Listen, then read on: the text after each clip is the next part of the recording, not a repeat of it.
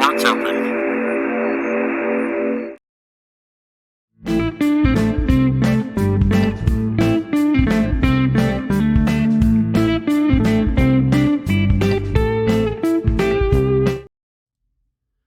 Holy Happy Hour Batman. I am Ben.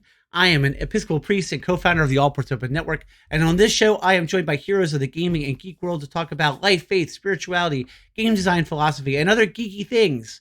It just usually ends up being with game designers and whatever else comes up. Tonight on Holy Happy Hour, you can tell that we are joined by another fabulous guest because they are already on the screen. We are doing this different tonight than usual. Linda Codega is here on the show. Linda, welcome to Holy Happy Hour.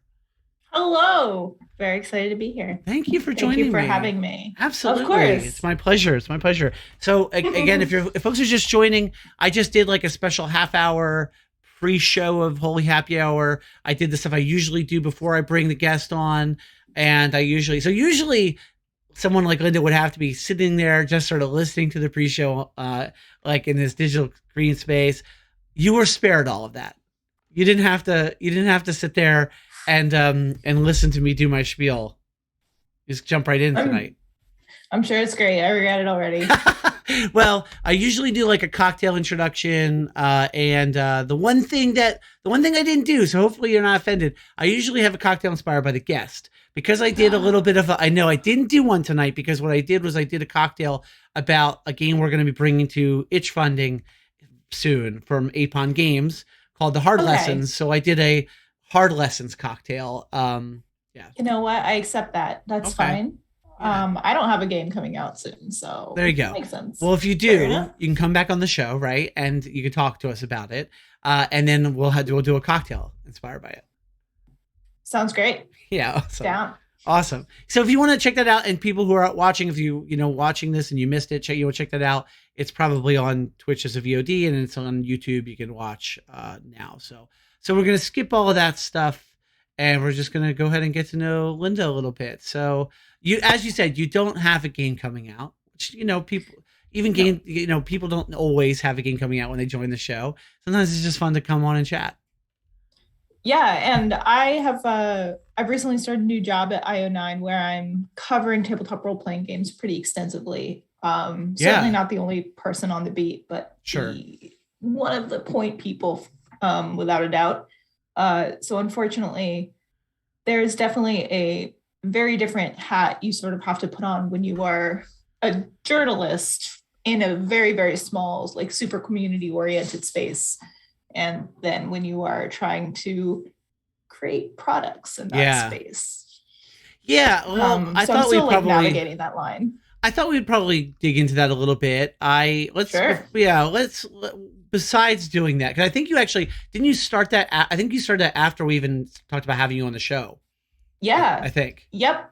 Yeah. Yeah. So yeah, I was I've only been here for about a month. So. Cool. Yeah. So let's just back up a little bit before we get to that and talk about just sort of your background. What is your background and how did you kind of end up in game space to begin with? Right. I've always been a writer, so I've always been copywriting or marketing or doing something in that general sphere. I've always played games, and I've never really had the inclination of like creating a game myself because I was mostly playing Dungeons and Dragons with my friends, and I'm like, this is complicated. I hate it, but like I love my friends, so I sucked it up. And then Trophy came out, and there was a really accessible way to create incursions for that game, and there was like a little contest coming up, and I'm like, why not? Like, I'm in between fiction projects, I'm in between other things, like I think that I can hack this. And then I won that contest, and now I'm here. Nice. So okay, yeah. I like that's probably the shortest version of someone's like TTRPG origin story we've gotten, but it's exact. I mean, it's to the point, right? Short and to the point. Like, I played D&D with my friends, and then someone asked if that's rum, Captain Robin. I don't know if they were asking about what you're drinking or what I'm drinking. Hold up your mug. I'm drinking This is a mug of tea, but Oh, it is Kill Devil rum, and it does say this is probably rum. So a fair assumption, unfortunately incorrect, because I'm lame.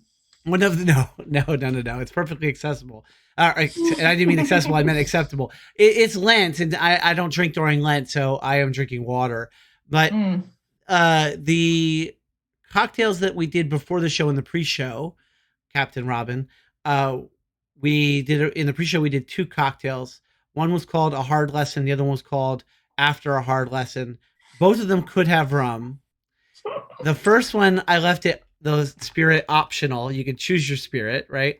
And then I made the after her lesson was a Bloody Mary, but with rum, like a pirate Bloody Mary.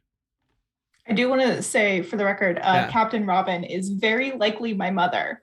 that's okay. That's really funny. We'll just talk Yeah. about just talk about It's just cocktails with very your funny to mom. me. Yeah, I that's cool. know. It's very It's cool. fine. I talk about She's drinking fine. with my mom, so it just I don't know, kind of. Yeah, I just wanted to like put it out there, like for the full effect of I embarrassment. love Like, my it. mother's absolutely on this Twitch stream. That's amazing. So, Welcome, mom. We're so glad great. you're here. I couldn't be Yes. more excited that you're Love here. you, mom. Um, So yeah, I was gonna say, so how old when you started playing D? How old were you? Like when you were playing with your friends? Like what are we talking? We're talking about. So cause some people are like, I've been playing D&D since I was 5. Like so everyone's story is different, obviously. Um, No, I started in college. I think I had a couple groups in college, and I ran into some issues as a femme presenting person at the table, as is like relatively common for a lot of people. So I sort of did it on and off, and then I think I really started getting into it when I moved up here. So I think a solid 8 years of like actually like playing D&D and role playing games. So not as long as some people, but certainly a decent chunk of time. 8 years is a long time to be doing anything. I feel like. So That's so solid. well, do you? So you pointed out a couple of things that I think become stumbling blocks, roadblocks for people in TTRPG space. Unfortunately, one of them is Mhm. like gender at the table, and then another one is like how long you've been playing, and both of those suck as stumbling blocks. I don't know. What do you think about those? Yeah, absolutely. And I think I also mentioned accessibility That's and sort right. of the idea that like Yep.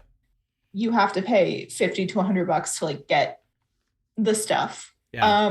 I think that there is a lot of conversation happening around accessibility to the table in general, and I think that those barriers are definitely being broken down by a lot of people just like in the space talking about it. A lot of people like creating really accessible games, and then digital gaming has really opened the doors in a lot of ways as well.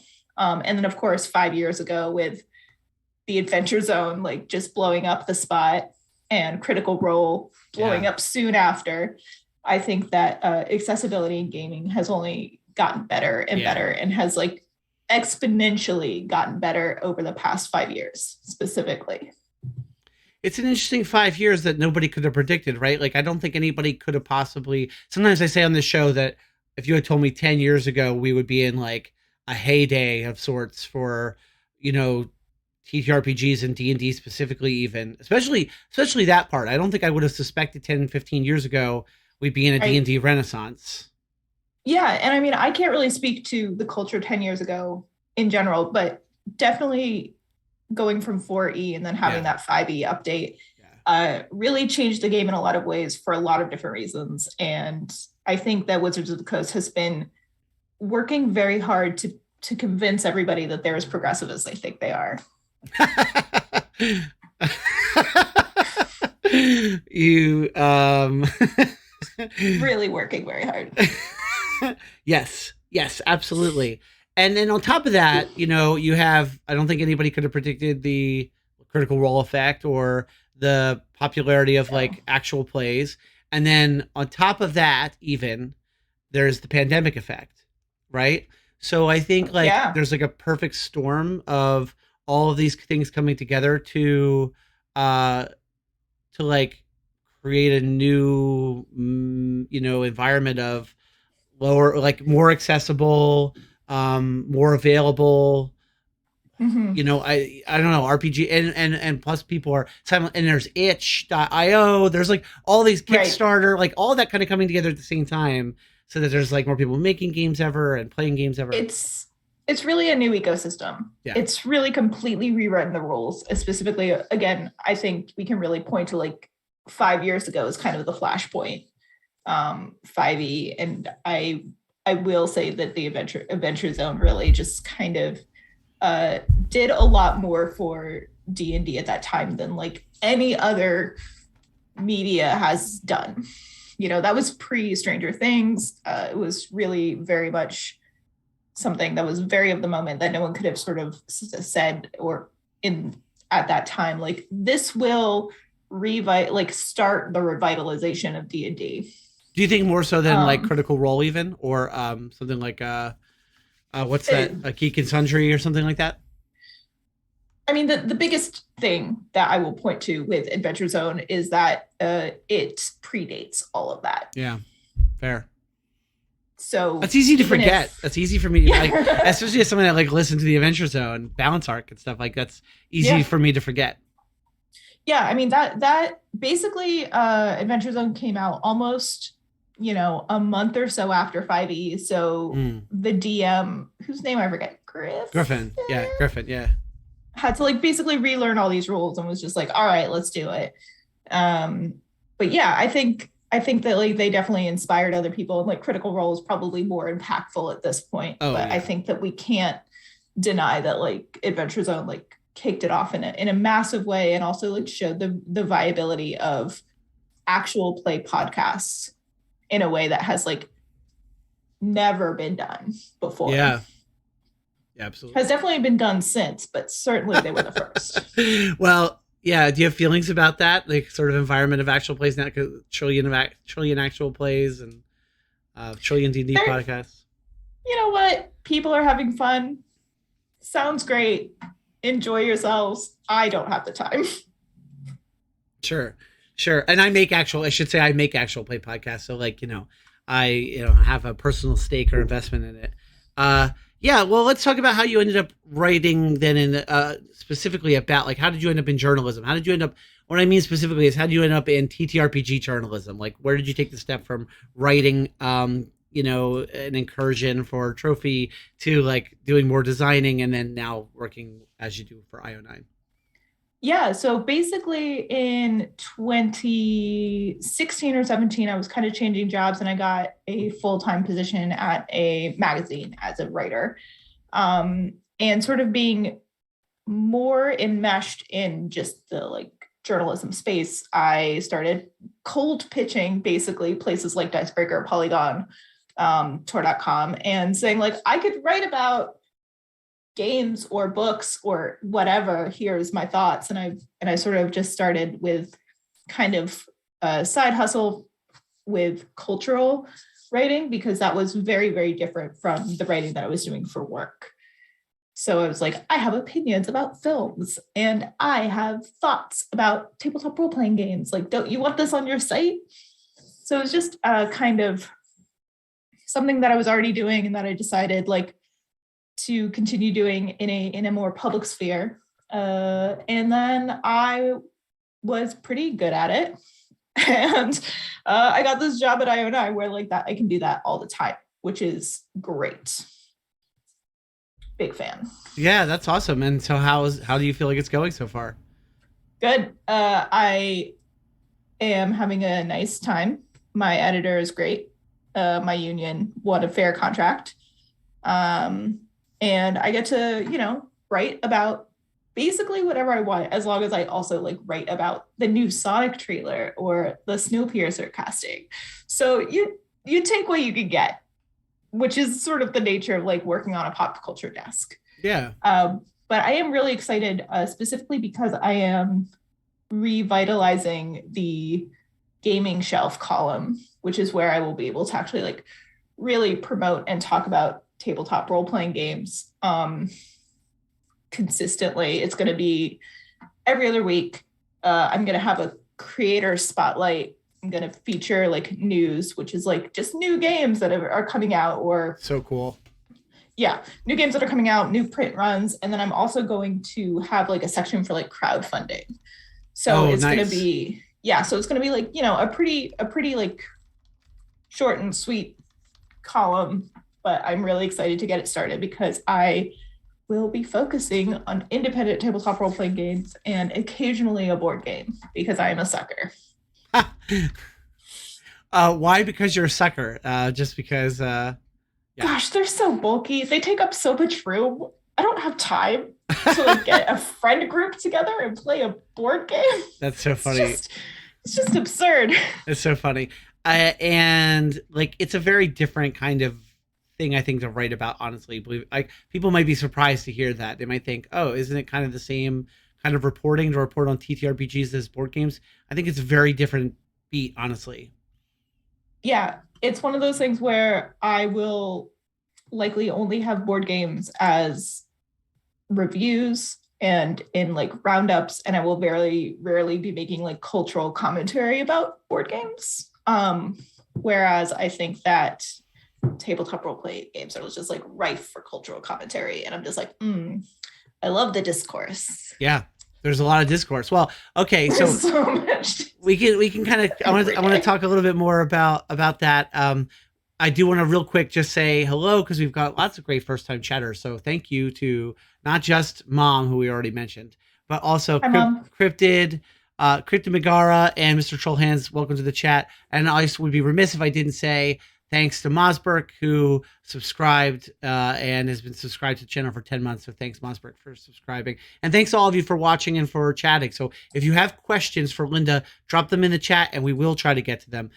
But yeah, so we were talking about writing. One of the things I'm thinking about as you're talking about it is that what a job to be on the, what a time to be on the beat, right? Like, this is like the time. Like, there's so much good stuff happening. Oh my gosh. Yeah, absolutely. Every single day. I am really, really grateful that the community and like just the Twitter sphere in general is getting more on board with like press kits and understanding how like press is working. And I'm just like, you guys are making my job so easy. I love it.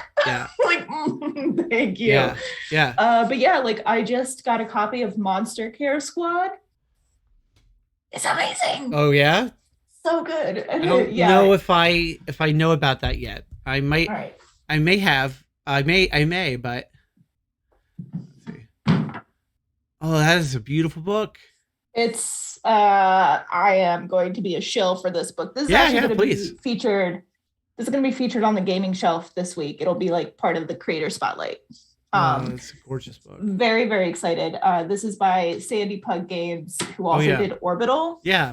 Mm-hmm. So I'm just so pumped because there's so much good stuff happening. Like this, like Monster Care Squad is a perfect example of something that could have never happened 5 years ago. That could have never even been thought of, that this like small independent, like 1 to 2 person press would have gotten together and like created this incredible book that's got like 30 contributors.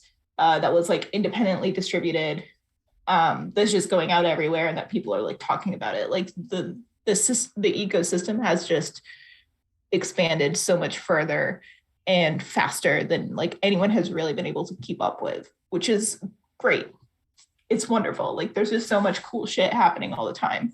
Yeah, without a doubt. I mean, it's incredible. I was blown away. Like for example, Zine Quest turned into Zine Month. Mosberg says in the chat that you need to come on every week for a news segment. Yeah, I love that. There is I would. Yeah, okay. All right. Well, I get so many. I'm really, really grateful that I get so many games, that I have the means to also like support so many Kickstarters. Yeah. That I have people who are willing to tune me into new games, that like so many of the games that I buy in like big bundles. Like it's just, there's so much like great stuff out there. Yeah. I'm having a blast. Well, it's also like almost overwhelming. Like, my experience this year of Zine Month was too many projects. How could I possibly follow all of them, support all of them, et cetera, et cetera. And then kind of around the same time, there's been these incredible itch bundles for incredible charities. There's the trans bundle, there was the Ukraine bundle, Mhm, there was women in ttrpg bundle for Women's History mhm. Month. And like between just those bundles, you could suddenly have access to 100 games or whatever, Thousands, thousands. Yeah, I say 100, thousands of but yeah, games. thousands. Yes. I don't know Yeah. how anybody sorts through that. Like, it's almost, I don't want to say it's too much, because can you have too much of a good thing? But like, it's so much. It's a little I, overwhelming. yeah, and I think that that's one of the reasons why people really like coverage at like Yeah. Polygon, at Dicebreaker, Yeah. and hopefully like at IO9 once like things get started, because they will have like a an easy way to look at a curatorial view of the games. Mm-hmm. um, which is great because now that there's like more than one site that's like specifically covering tabletop role playing games, the accessibility is there. The gatekeepers are like fewer and fewer. Like I'm certainly not much of a gatekeeper at this point, and but like those boundaries are breaking down very very quickly, and people have not only access to all of these amazing games but ways to understand and like look for specific games, and that's kind of the great thing about tabletop role-playing journalism and coverage, is that you can have that kind of you can go in search of those sorts of like wider view looks, because it is literally my job. Yeah. Yeah. So But it's got to be like next to impossible to play all of these games. And what's it like to cover? Like, how do you balance that, trying to write about them versus like playing them? Like, how do you sort through that? well, sometimes I'm lucky and people will offer to like run the game for me, and I'll be able to like just hop on a Zoom or a stream and like play the game. I'm really grateful that I'm friends with a bunch of very indulgent nerds who will sometimes like play games with me. And about half the time I don't get to play the game, and I read Yeah. through it and I sort of understand it, and either I have questions or I can like recognize the potential. And I think that that's a really interesting way to like report on tabletop role playing games in general, is because like so much of the games are potentials, Yeah. like it depends on who you're playing with, it depends on how long you play, it depends on who's the GM, who's feeling good at the table. There's just a lot of factors that like go into what makes a good game. So I think that one of the best ways to critique and like write about games is to like read the game and really understand what it's trying to do, almost as much as, and that's almost as important, if not as important, as like having a good time at the table when you're attempting to figure it out. Yeah. Yeah. One of the kind of recurring themes in this show, talking to designers, has been the kind of mindset that I think a number of people I talk to now have, of playing isn't the only way to play.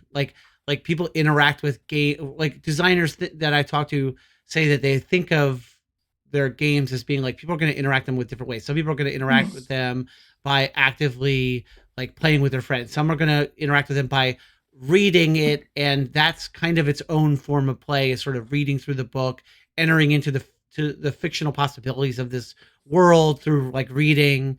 Some people like by making characters they necessarily don't ever bring to the table. Mm-hmm. So I feel like I don't, I think it's not necessarily the case that there's one thing to do with these games, is just take them and play them. I think that designers often think of it that way. Yeah, I think that's definitely a way that people need to think about it, just because of how many games are getting put out there and like how games are being consumed, and the fact that like people will for sure buy games that they never play. This is what happens. But I think that there needs to be, I think that I've definitely been able to point out and like understand this game is meant to be read and hasn't really been built out to be played, or it hasn't, the consideration about playing this game hasn't necessarily lived up to the experience of like reading it or like having it as kind of this object in your house. So there's definitely a balance in between understanding that some of your consumers won't play your game, but it is it should still be like playable, and it should still be like really I'm always of the opinion that like you should always have like an intention, and like if your intention is to like make a game that's meant to be read, like fine.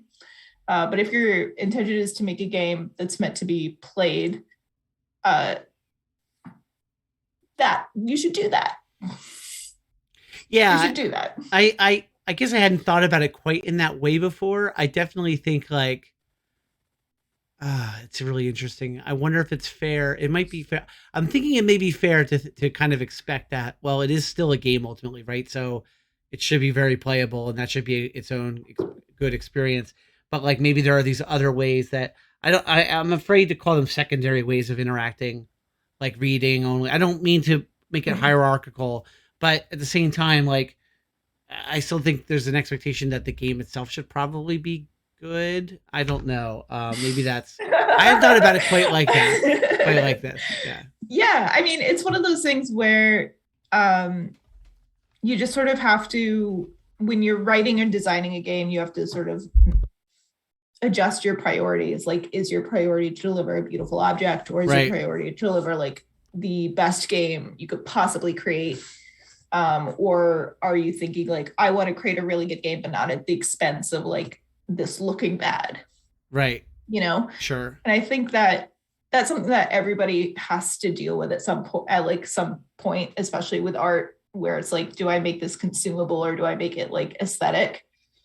And it's just sort of really hard to, it's not hard. It is impossible to determine like which way is better or right or like suitable. Like it's such a personal, like intimate thing to create art in any way, that I think that for a lot of games, you just sort of have to meet them exactly where they are. You just sort of have to like critique them for what they're trying to do, and not necessarily for like what you would want out of like a game or an object or a book. Like you just sort of have to be like, I understand that this is like an art piece first and a game second, and it will always be like that. Yeah. Well, we got some questions for the chat about, but I'm going to put a pin in those for a minute, because if we don't talk about folklore, we're never going to. So I want to circle back to some more about this. So tell us about sort of like, what is your sort of intersection with folklore and your writing, and your interest sort of in folklore as it comes to writing and maybe games too. Right. I think that it all started with my dad, who sort of read me Lord of the Rings when I was way too young as like bedtime stories, because he's unhinged. Okay, no, hold on. Wait a second. I really want to dig into this, because I started reading, or I was talking about it anyway, reading The Hobbit with my 5-year-old at bedtime. The Hobbit might be a little bit different than The Lord of the Rings. So what is too young? That's my question. Oh gosh, I think that like my father has told me, and I have very, very few recollections of this, but my father has told me that we made it through the whole trilogy twice by the time I like was 7. Okay. All right. I don't know if that doesn't sound unhinged to me, but maybe that's because I'm the same kind of dad as your dad. You know? Yeah, who knows? But yeah, he was always a storyteller. He would tell us stories when it was like raining, and he would like lift the garage up and it's so tell cool. stories. Yeah, he was really great. He still is. He might be on the stream too, listening in with Mother. Who knows? Shout out to my dad. Shout out to Mom. Shout out to Dad. Got it. Thanks, guys. You did good. My dad is also a sailor. And I have like your mom said he's not. Oh my god. My mom is really funny. That was that was the best. This is a new favorite happy hour moment for me. He's not. He's not. He might be watching the basketball game or something. It is March Madness. I can't blame him. It is what it is. Sure. I mean, I don't care, but he does maybe.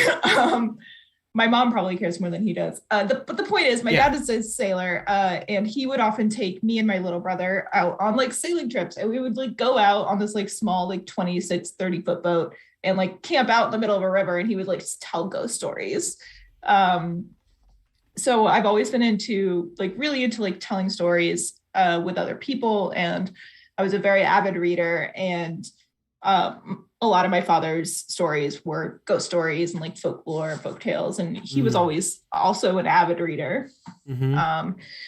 And a lot of his stories were Native American stories, and a lot of like sort of bastardized Italian folk tales that he just made up, more or less. And so it just like went from there. And I also grew up primarily in the South. I spent some time in Memphis. I mostly lived near Norfolk, but I lived in a pretty rural town. Okay. Yeah. So folklore and folk tales was pretty extensive in that area of the world. Like we're really close to the Great Dismal Swamp. We're pretty nearby Appalachia. Yeah. And then I went to college and I studied English, and I was like in the mountains. And that's sort of like when I really got very, very attached to Appalachian folklore and Appalachian stories and Appalachian, just the sort of like way of living that occurs in that area. Yeah. And I've always felt a really, really deep connection to Virginia, and specifically like that area of the world. Like Western Virginia, is that where you were? I was in like sort of central Southern Virginia. And then when I went to school in Charlottesville, that's definitely like in the mountains. Now, hold on. Where in central Southern Virginia? Because I lived in central Southern Virginia for a little while. Isle of Wight. Okay. I was in Danville. Nearby. Yeah. Smithfield. Yep. So there you go. Yeah, I lived now only for a year, but one of my close friends is he is a Appalachian storyteller from Kentucky who now is in Danville, Virginia, and we met each other there. And so yeah, I have a little bit of I have affinity for this, and part of that is from my experiences, in that area. But anyway, sorry, I interrupted your story to clarify that because it's a small part, very small part of the world there down the bottom of central Virginia. Danville's pretty close. So yeah, just sort of like that whole mishmash of like folktale, folklore, and like just living there and kind of seeing it firsthand, and like looking at, and also seeing a lot of the social protests and eco justice that was happening in that area of the world with the Appalachian Trail and a lot of the stuff with the Mountain Valley Pipeline. That went on for years, like decades, and just kind of a lot of that really impacted the way that I view folklore and the way that I think about how people interpret events as like folklore. Like even contemporary events. Yeah, I think that there's contemporary events. I'm specifically thinking about stuff like there were protests in Clear Creek, Kentucky, and the way that like women specifically like were venerated as protesters, and the way that like pipeline protectors are spoken about, and the way that land protectors and water protectors, not only in Appalachia but like elsewhere, are talked about. I think that there's a lot of folkloric elements that can be and are associated with the kind of like defense of nature and defense of like home in a really very clear way. Yeah. And a lot of that, I mean, there's a lot, coming from my religious background, a lot of that stuff happens in hagiography, right? A lot of that veneration of saints is exactly kind of that process, right? Especially like folk saints, right? Like people who are like folklore heroes who essentially then become venerated, and then there's almost like folk saints that there's no choice but to venerate them, to make them official saints, because otherwise people would, they wouldn't have it. Yeah, there's too much pressure. So yeah, I mean, it's interesting to think of that in like modern examples of that kind of process happening. Yeah, I think pipeline protectors, water protectors, or not pipeline protectors, pipeline protesters, water protectors, land protectors. I think that those are the kind of people that Americans are really very interested in from a folkloric perspective. We have people like, Johnny Appleseed and like Paul Bunyan and John Williams, the guy who had the hammer, and like those sorts of like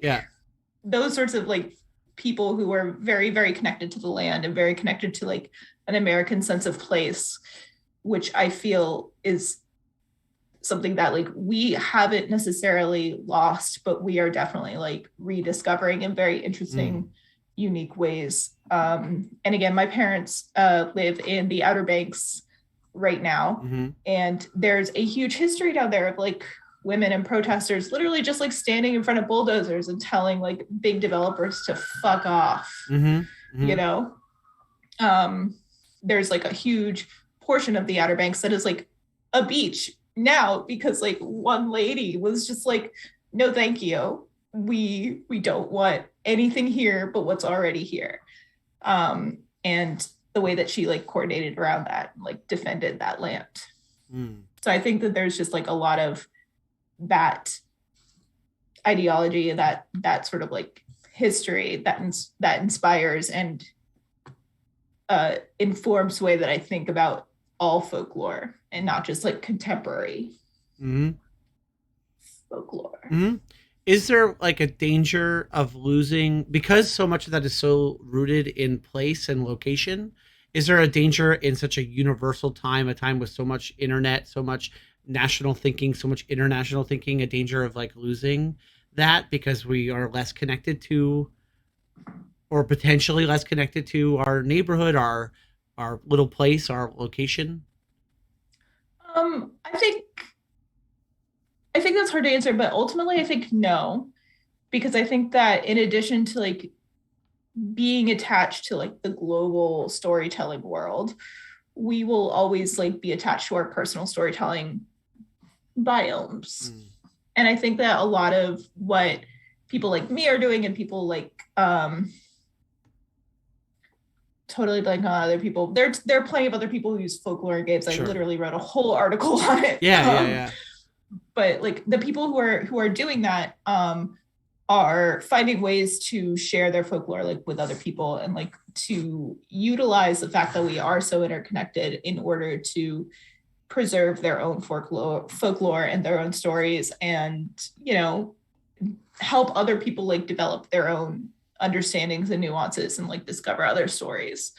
So I think that the risk is the risk that has always been there, which is like there's always something else to do. Yeah. But I also think that the benefit is far greater now, and like the accessibility is far greater now than ever before. Yeah. So do you want to say a little bit about how games become a medium for folklore? Games become a medium for folklore.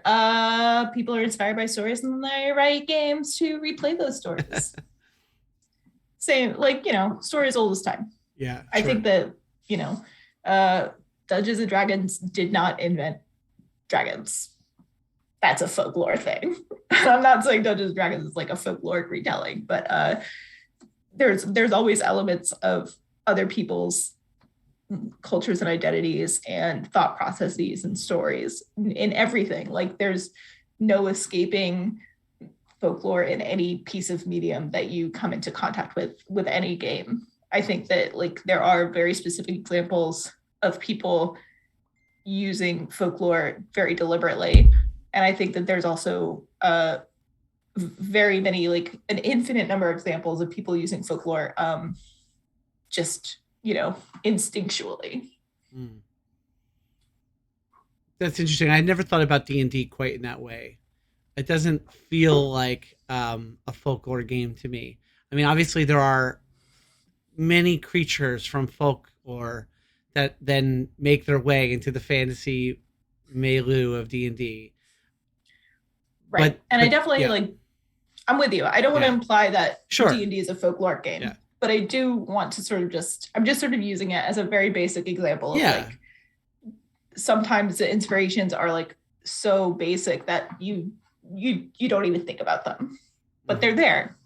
Dragons have been around in almost every culture and almost every like continent, like in almost every story, and like Dungeons and Dragons did not make that up. So it's just like a very clear example of like folklore impacts everything. Sure. One of the questions from the chat is about Holler, the game from Pinnacle. Yeah, what do you think about Holler? That's the question. What do you think about Holler? Yeah. Holler, what? Okay, no, repeat that. What game is it? Holler, Holler by. Pinnacle and Entertainment. It's from Pinnacle. Same company that does Savage Worlds, and it is a Appalachian horror game. I didn't back that game on Kickstarter.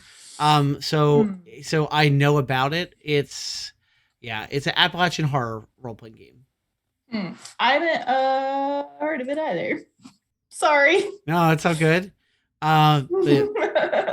So what do you think of Hmm. it? The answer is nothing because you don't know it, which is, I don't know. an Oh, acceptable I'll answer. definitely look it up. Yeah, it was pretty I recent Kickstarter. It was a pretty recent crowdfunding game. I almost missed it, and Mossberg says check it out, I guess. cool. Be interested to see what you think because it is directly Appalachian by design. It's meant to be Right. Appalachian horror. It's meant to be Appalachian folk stuff. Mhm. And in a particular horror environment. I don't Yeah, really I know enough about it to actually say more than that. So yeah. yeah, I mean the game that sort of like jumped me into game design was Southern Holler, which is an Appalachian horror game as well. Okay. So I am well versed in Yeah. that genre. And Mossberg says it's big labor dispute / nature issues for Holler as well. So there you go. Definitely something to check out. Cool. Yeah, I love that. There's definitely like a lot of really cool Appalachian games out there. Yeah, there's a lot of cool stuff. I know that mine's out there. Holler's obviously out there.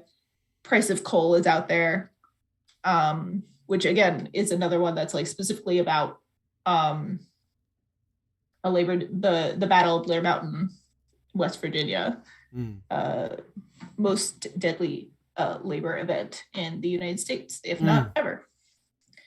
And people just forgot about it. It's like literally, the National Guard was literally called in to like wage war against striking workers. Anyway, the point is, that's another really cool example of like contemporary folklore being like eulogized basically in this game.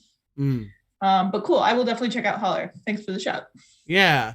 Another question we did get before, and I was going to get back to it in a natural place, but I might as well just do it now, which is upcoming games or supplements that you're working on.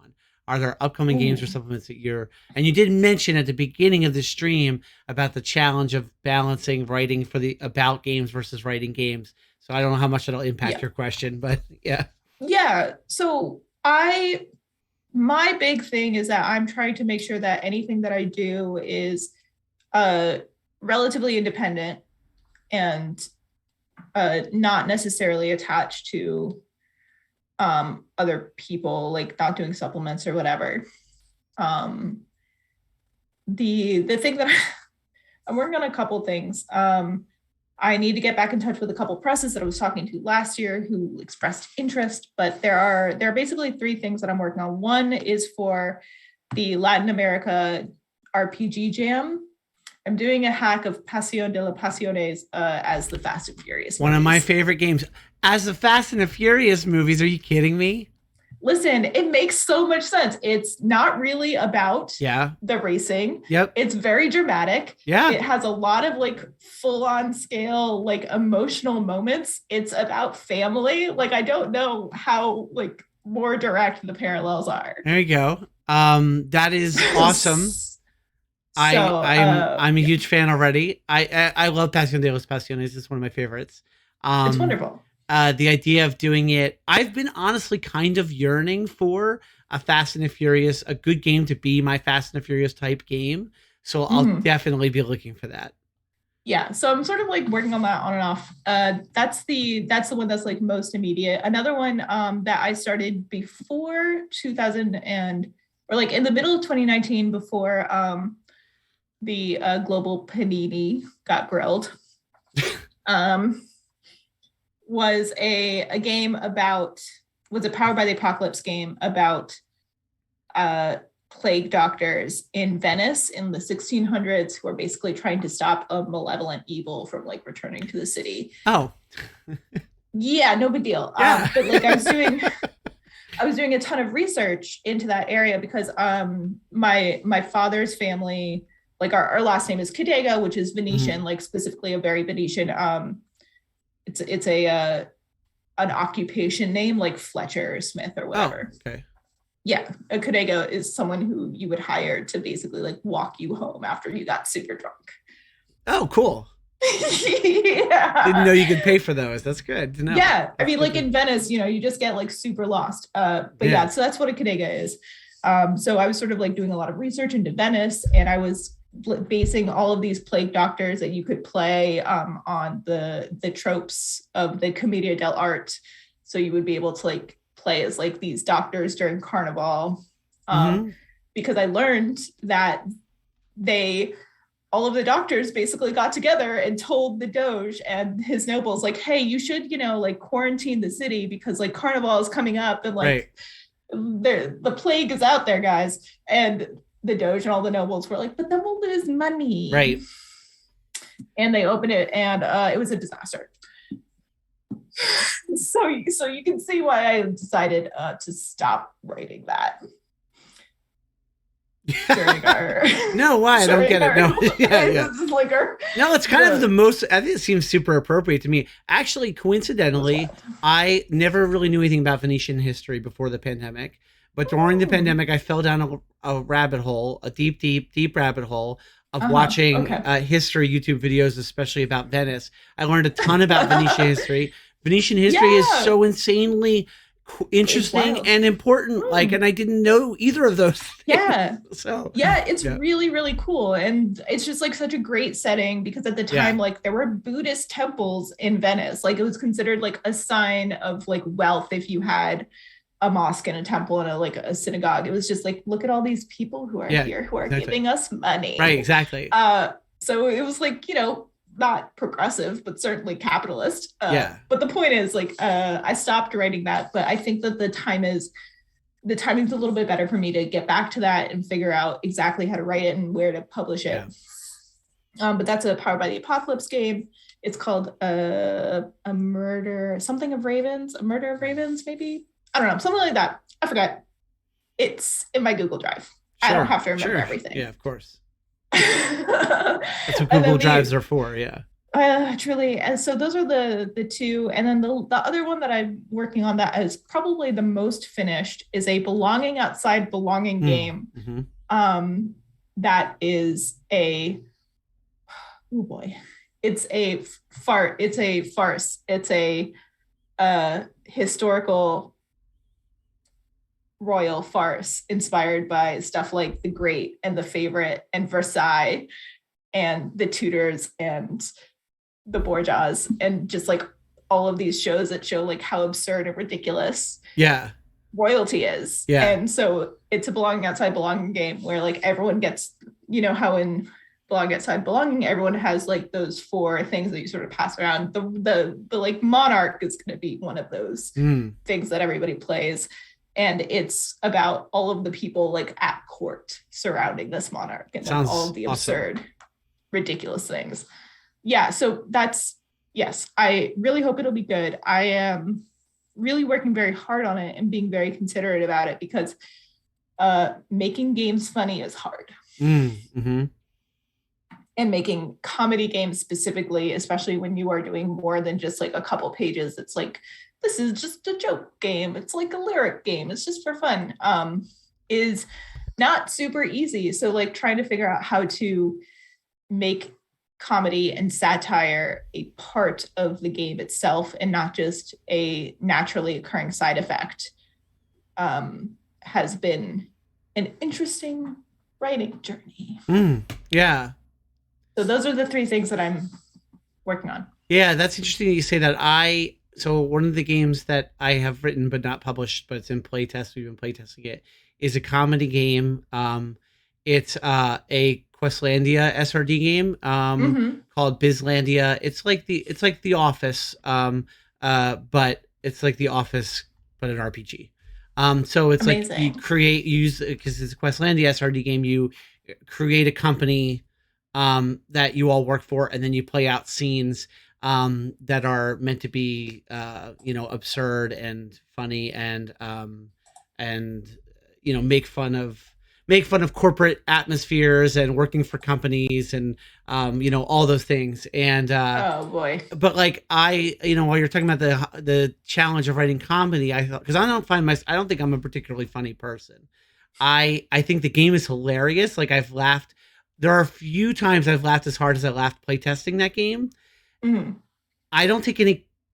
I won't take credit for it being funny. I will take credit for like kind of finding ways to prompt people to be funny.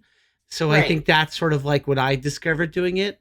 Setting Mhm. up spaces where people could be funny. Like I don't think I'm particularly funny, so I don't think I've wrote anything particularly funny in the game at all. But Right. like the game does like help you say asks the right questions, sets the stage so that funny people can be funny. That's basically all I figured out how to do with that. Yeah. I mean, it's hard. Yeah. I know it's something that I'm like really, I think exactly what you're saying, where I'm thinking like, what are funny situations and how do I encourage those to happen? Mm-hmm. Mm-hmm. Yeah, exactly. And always trust, because this is my like new rule not my new rule, but my rule of thumb. Always trust that like the ideas that people will have while they're playing are probably way better than my ideas. So if I can help Yeah. foster those ideas, then I think people are gonna say and do fun things when they play with each other. Yeah. I think so. That's actually like something that I really appreciate about tabletop role playing games is in Mm. general is that so many of them trust the reader, trust the player. And I Mm. think Mm-hmm. that there are not a lot of mediums that do that. I think that there are very few mediums that don't spoon feed you what you're supposed to feel or spoon Mm. feed you like the narrative. Mm-hmm. Um, Yeah. yeah, so I think that like tabletop role playing games are a really great way to explore how to get people to like really think about the core of your intention in ways that are clever and interesting and different. Yeah. Yeah. Okay, this is going to end up being the last question from the chat, I think. And hopefully it's not too big of a question, but it is, what trends in tabletop RPGs trends are you excited about? So it's sort of going back to a journalism question, but like what trends are you excited about? And if you want to talk about more games you're excited about right now, feel free. It's up to you. So many games. I don't Yeah. have any games within reach, and I will fully admit that I'm kind of bad when I'm put on the spot and like need to Oh, list off games. this is totally putting Um, you on the spot. So, yeah. So I think that I'm much more comfortable talking about trends. yeah, sure. I feel like that there is a very interesting trend for people to like put out more polished products, Mm. which I personally really like, but I can understand if that's not necessarily everyone's bag. Mm. So but I am like, I cannot deny that I am enjoying the fact that like there are really, really good games coming out from like a lot of different people at a lot of different levels.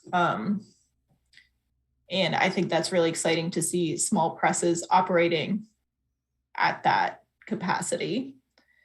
I'm really excited about a lot of the accessibility that's happening, just continually figuring out how to make games easier to play, easier to understand, and easier to distribute. Mm. Especially again via small presses, which are sort of popping up all over, and small distribution centers and distribution stores that are popping up all over. I think that like more than trends in what games are being written, which is, I feel, impossible to predict, just because there's so many games at so many different times, and tabletop games, unlike a lot of other media, like publishing, like book publishing or television or short films or film, doesn't necessarily have the same gatekeeping barrier for entry in a way that makes pushing the envelope more exciting and fun and more available. People can push the envelope because this is a space where everything is really small and no one really necessarily expects, a Marvel film. They expect something else.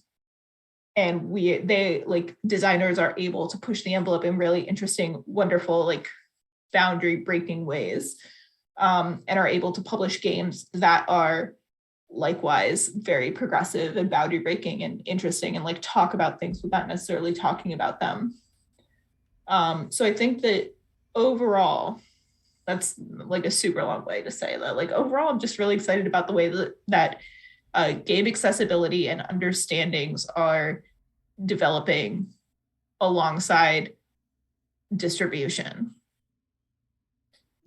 There you go. All right, great. That's a great answer without having to pull specific games off the shelf or hold up any specific games. Trends are really, I think, in some ways more important anyway right now, just because there are so many games. It's great to highlight games, obviously. I want to showcase games, highlight games. But like there are so many, and trends are just gonna paint in broader strokes. I mean, I think it's also hard to talk about trends within themes because everyone's writing their own games no matter what. Yeah. And we're not necessarily bound by the same kind of trends that other traditional media publishers are. Right. Which is great, which is like a huge strength of tabletop role-playing games and like the indie community in general. Yeah. But I think that you could start to look at trends from the way by the way of like systems, like what systems are being used, what games are being hacked. So I think like, I can actually like pull specific systems out of this because like I remember them. I think the 2400 system is really cool. And I'm really excited that people are really into that and hacking it all the time. Of course, I'm a big fan of Trophy, and like that as a horror system, I think is solid, and like the way that they have set up. We didn't even talk about Trophy, and I meant to because you mentioned it early in the stream. Because I only just started playing Trophy Gold, and I am currently obsessed. Like I am great. I just played it 2 days ago again, and I'm like in the middle of my Trophy obsession. Yeah, it's so good. It's so good, and it's so accessible, and it's so easy for people to like take that structure and make their own game. Yeah. And I think that's what I really like. 2400 Trophy. Lumen is really interesting. Lumen. Charge is really interesting. I like the belonging outside belonging system a lot. Yeah. I think there's just so many cool ways to play games that are coming out right now, and I think that like that might be a trend, is the fact that like so many people are like making systems before they necessarily make games to go along with those systems. Which, whatever, people can do whatever they want to do. I think that there's definitely like I think it's very difficult to create a system without knowing necessarily like how that system works at the table. But I think that it can be done, and people are doing great things. Mm-hmm. But I think we're really kind of entering into it's definitely a trend I see right now too. It's definitely a trend right now. Like we're in the SRD trend. We're in the trend of like releasing new systems, and so people if I had to guess, that's because so many people were already trying to hack and write new games out of other people's games, and like it was happening, and so people were just creating for it. You know what I mean? Like I think the demand happened before the supply in this case. Yeah, and again, I think it sort of goes back to what I was saying about like accessibility. Yeah, it can sometimes be a lot easier to read a system resource document or like a system than it is to like read a game. Yeah.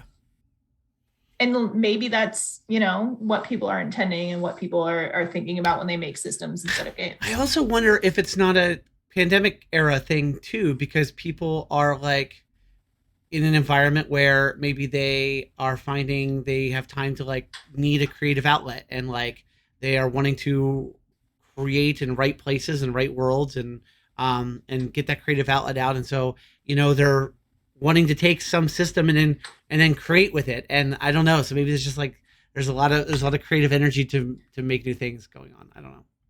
Yeah. I mean, you hear every day of people like who wrote books during the pandemic, or like wrote screenplays or like did X or Y or Z. Yeah.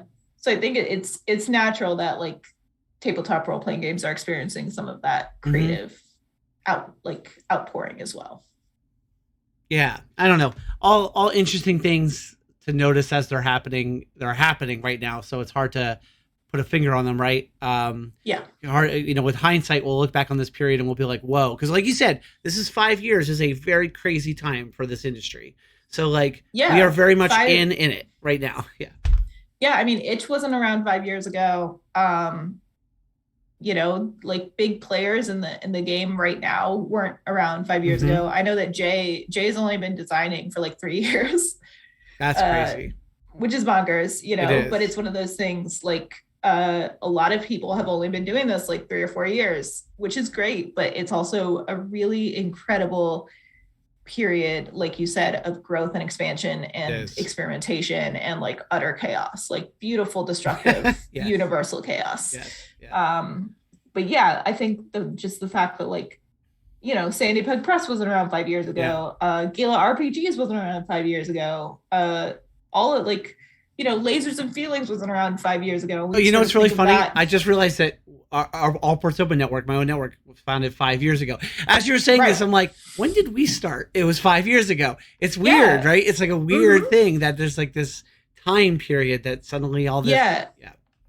Yeah. And again, like I really, I hate to give Wizards of the Coast credit for anything. But 5e kind of did it.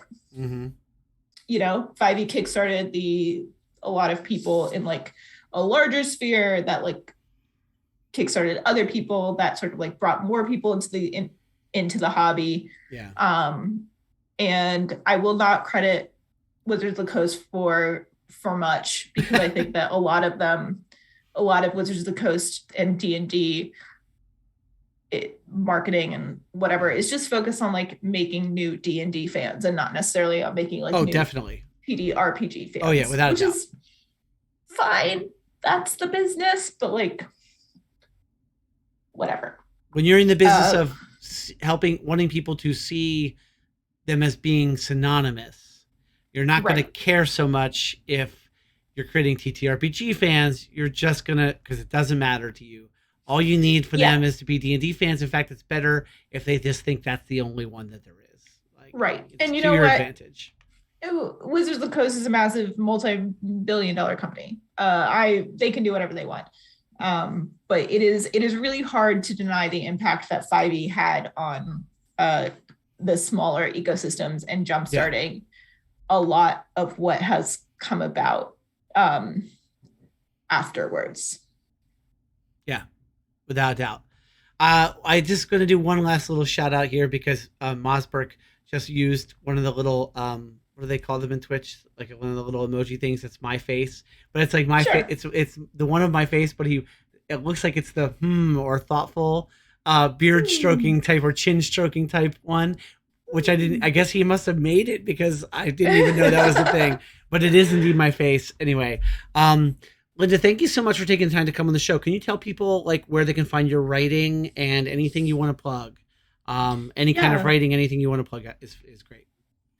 The only thing that I want to plug is Everything Everywhere All at Once. Yeah, okay, which is not mine. Reasonable. Yeah. But I saw it last week and I cried multiple times. But you can find the best way to find me and my writing is on my Twitter, which is at Linda Codega. I post all my writing there. I post all my when and if I ever write a game again, it will be up there. My itch is LH Codega at .itch.io. But those are the main ways if you want to read my incoherent ramblings about pop culture and also my games. Very cool. And I did link your website in the pre-show. Let me just really quickly link it here as well. It'll be in the show notes. If people are watching us live, it'll be in the show notes later. If you're watching this after the fact, it's already there. Just go ahead and look down and you'll see it. So usually so we're going to end the show a little differently than normal. I usually ask my guests to sort of stick around in the digital green room and then I do my spiel. I'm just going to do it with Linda here. Linda, you get to be on screen for this, a little bit of end show here. As I said, huge thanks, Linda, for coming on the show. I really appreciate you making the time. You're welcome. It was great. Folks who are watching, please consider hitting that follow button down there. I'd really appreciate it if you would follow us here on Twitch. If you want to support what we do at Holy Happy Hour, the show is all about wanting to have deep conversations about TTRPGs and the broader geek culture and gaming culture. the intersection of all those things with spirituality, philosophy, psychology, religion. If you're interested in those kinds of conversations, you're watching, so you probably are at least a little bit interested in those kinds of conversations. There's a few ways you can support what we do. You can follow so you can catch new episodes. You can subscribe to the channel as Mosberg did tonight, which we deeply appreciate. And if you only caught if you only caught part of tonight's show, you can head to allportsopen.com. That's our network website. You watch every episode of the show afterward right there. You can also find Holy Happy Hour Batman on YouTube. You can subscribe on YouTube. You can hit the little bell. I should have said, you can smash that subscribe button. And you can hit the little bell so you get reminders of when we're going live, when we have new episodes going up. You can check out all of our old episodes. We have just about a year's. Oh, Linda, you're the last episode in the first year of this show. I just realized. That's pretty cool. So, yeah. You're muted. But anyway, I think that's cool. So I just dawned on me right now. We are doing the last episode of the first year of the show. So if you can think of it as a season, this is the last episode of that first season. And there's great episodes that have been over the last year. So I hope people will go back and check out if you missed them. We've had just what an overwhelmingly amazing first year of guests. I am so ever grateful to everyone who's watched the show, everyone who's come on the show and talked to me about games and gaming and geek culture. Just very deeply appreciative of it. So yes, what else am I after thing here? Huge thanks to Joshua Wise, that's my APON co-founder, for the artwork on the show, for the overlays that you see on the show. Huge thanks to Doctor Octoroc for the use of his music, which you'll hear in just a moment. And before we go, we're not raiding into any other programs tonight. We're just going to wrap the show up here. I'm going to end with a Delinquent Comics ad. That's my Masks Actual Play podcast, so you can check out that ad for the show. But I'm that gamer priest, Ben. We will be back next week, as promised, for our 1-year anniversary show. Meg Baker is coming on the show. I'm the guest. Meg is coming back on the show to interview me as the host. So we've got a guest host for the first time next week. Meg Baker, co-creator of games like Powered by the Apocalypse and Apocalypse World with Vince, just one of my favorite people in the universe, is coming back on the show to interview me. So I'm the guest next week. I still can't wrap my mind around the fact that that's happening, but it's happening next week. So please don't miss it. Please consider coming back next Monday at 7:30 p.m. Eastern time to watch. It's going to be an absolute blast. So, all right. Thank you, friends. Enjoy the holiest and happiest of hours. And we hope to see you here again next week. Enjoy this Delinquent Comics ad and see you then.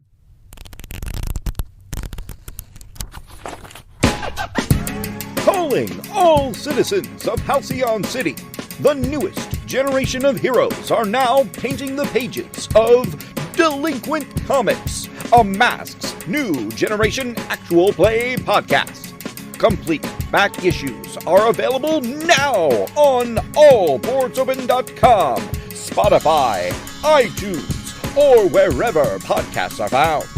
You can help join the fight and hear the newest releases early by becoming a supporter on Patreon at patreon.com/allportsopen. New bi-weekly episodes become available to all citizens on May 24th, featuring the newest arc, the Sunset Island Saga.